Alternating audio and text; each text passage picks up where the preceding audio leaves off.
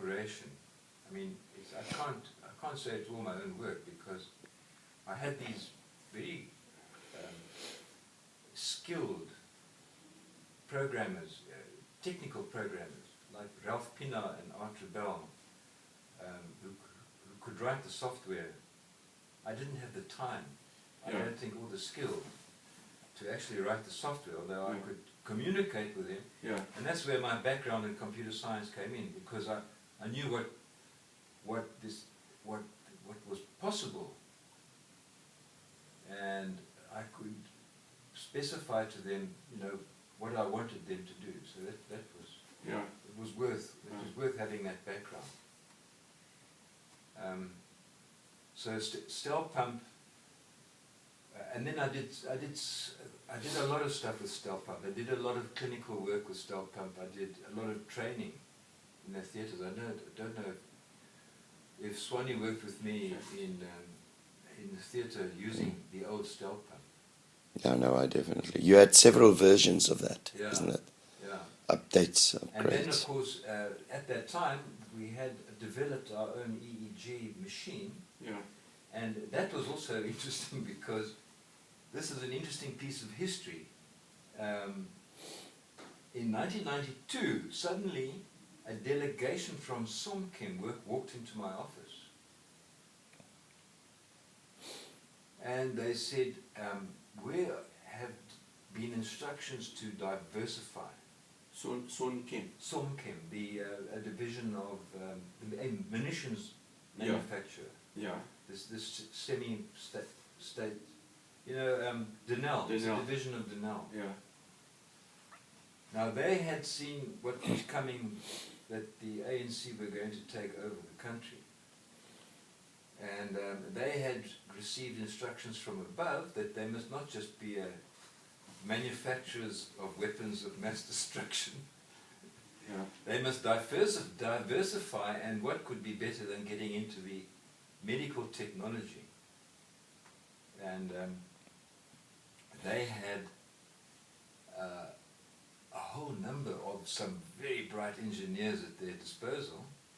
This delegation walked into my office and said, you run this Bureau for Bioengineering, can you help us? Have you got any projects for us? And so I said, yes. They said, well, before you start, we don't want Mickey Mouse projects. We want to do something that's really worth doing. So I said, well, we've developed this primitive EEG machine. Why don't you develop an EEG machine, and one that you can market commercially? So suddenly the red carpet was laid out for me. No lack of funds, no lack of computer programmers and electronics engineers and whatever.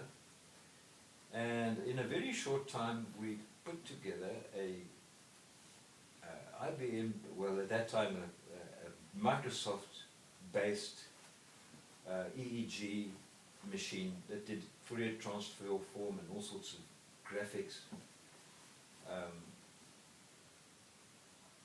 which worked really well. And now this was interesting, because it was, with all that expertise, it was fairly straightforward to develop a very sophisticated piece of apparatus. And there was a World Congress on in The Hague. I remember you taking it there. And before we did that, we took it to Britain and had it approved by the Bureau of Standards in Britain, that it met up with all the safety regulations for medical devices, etc. That was hugely complicated to from scratch write up the specifications and find out what the specifications are for safety in electronic devices. And there are, what's the organization, the IOC? Anyway, there are a number of manuals that are there that provide these specs, and you've got to make sure that your electronic apparatus meets all those specs. And that was approved, so we had a stall at the Hague, and at that time other people had been also developing EEG devices. They were just coming on the scene.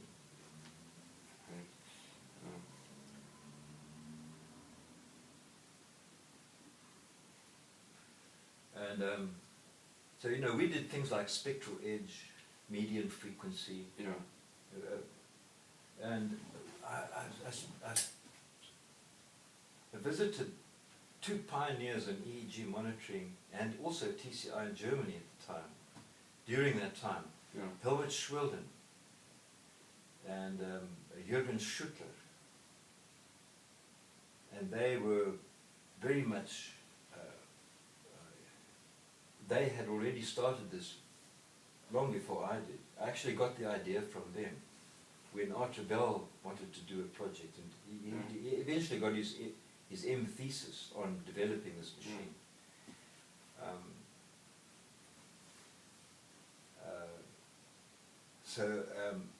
It was medium frequency, spectral edge, and it actually worked quite well if you knew how to interpret it.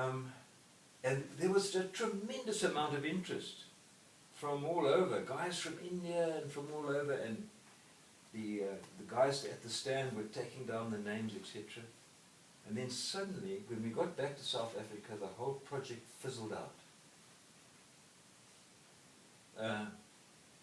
And we had also worked on other things. Denel pulled it. Denel pulled the plug on it. Yeah. And we had developed other things, like at that time, pulse oximeters were in very short supply and very expensive. Yeah. So what we developed was a multiplexer for a pulse oximeter for the pediatric ward, whereby you could have one pulse oximeter which could be attached to several cots, monitoring several cots. What's it called? A multiplexer. Yeah. So you would monitor one baby for a while, and then switch over to another baby. A bit like the mass spec at Baragornath, that went from theatre to theatre. Yeah, okay, I didn't know that, yeah. So if they had 11 theatres, yeah, you'd have to wait until your theatre came up, you could see what the concentrations yeah, of your gases right. were. Yeah, Yeah. yeah. So that was in the neonatal ward. We developed that for neonatal purposes, but before that could go much further, it was also, the plug was pulled on that. Suddenly, all the projects. We had several projects going.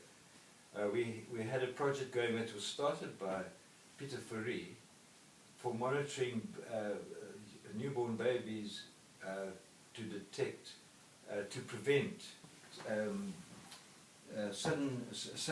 to prevent cot deaths. I remember that, yeah. Yeah, and it was a pad on which the baby would lie, Yeah. and then it would detect movement or lack of movement. So an alarm would go off when the baby stopped breathing. You also showed that at the Hague. Yes. Yeah. Yeah. And did that never... That didn't go anywhere either. Really? Yeah. Okay. That's amazing. I also developed a nerve stimulator.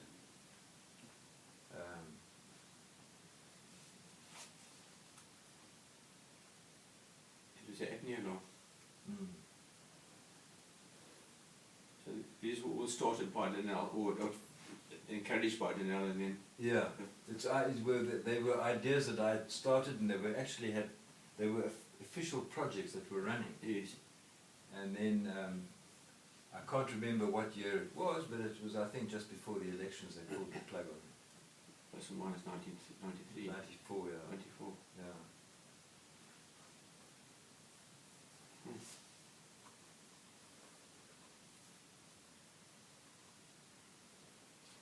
And I estimate them in personnel salaries Yeah. and other resources, they must have spent about 4 million rand Yeah. during that time. Yeah, but it was terribly exciting. Yeah. Gave me a lot of insight. Yeah. And what was interesting was that these guys weren't good at marketing. Although Yeah. they didn't pull the plug immediately after we got back from the Yeah. Hague. They did attempt to market the Yeah. EEG machine, but had no idea of the interface between the seller and the buyer. Yes. They were used to developing something that some guy in the army, some little troopy, would have to use, and you know, if it wasn't user friendly, Yeah. tough luck, troopy. Yeah.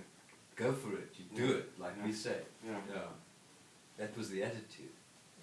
And you weren't able to sell what you'd done to international companies, like Hewlett-Packard. No. By that time, that Yeah. was interesting. The BIS company Yeah. had done a startup, and I was actually at Stanford at the time visiting Steve Schaefer when they had the first meeting with the guys who were developing the BIS, and I had to sign a confidentiality agreement Yeah. because they said, right, we're going to measure spectral range, medium frequency, all that, but what we also want to do is look at the phase relationships, and this is the strength of the BIS. So the BIS is not an ideal system. I think that interpreting spectral edge, median frequency, etc., is just as valuable.